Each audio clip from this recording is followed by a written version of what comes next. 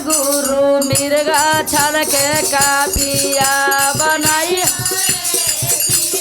गुरु मिर्गा छल के कापिया बनाई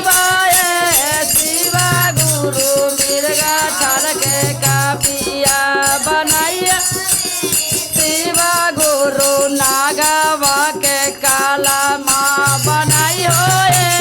शिवा गुरु नागवा के काला माँ गुरु नागवा के काला माँ बनाई हमारो भी लिखिया हमार पाती जी के लिखिया हमारो हमार पाती चाचा ससुर के हजारी बनाई है शिवा गुरु चाचा ससुर हजारी बनाई है शिवा गुरु चाचा ससुर के बनाई है शिवा गुरु नागवा के काला माँ बनाई शिवा गुरु नागवा के काला माँ बनाई बेटा बेटा बो के लिखिया पुतोहिया के लिखिया बेटा लिखिया पुतोहिया है पोता पोती के हजारी बनाई है शिवा गुरु पोता पोती के हजारी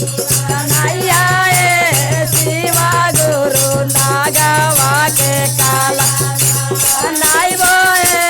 शिवा गुरु नागवा के काला माँ बनाई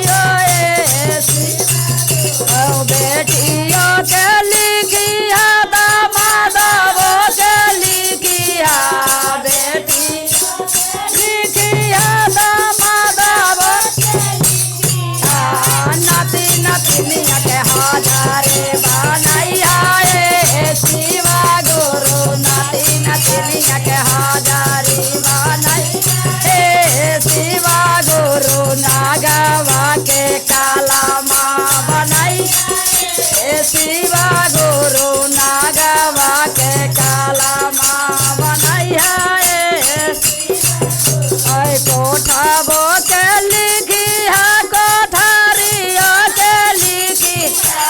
भाई बो के लिखी है भोज भाती जावा के हजारी बनाई है गुरु भाती जावा के हजारी बनाई है शिवा गुरु नागवा के काला माँ बनाई शिवा गुरु नागवा के काला माँ बनाई है कोठा बो के लिखिया कोठारिया के लिखिया कोठा लिखिया कोठारी किया धन दौलत के हजारी बनाई है शिवा गुरु धन दौलत के हजारी बनाई है शिवा गुरु नागवा के काला माँ बनाई शिवा गुरु नागवा के काला माँ बनाई है शिवा गुरु नागवा के काला माँ बनाई है शिवा गुरु नागवा के काला माँ बनाई है शिवा गुरु नागवा के काला शंकर भगवान की जय।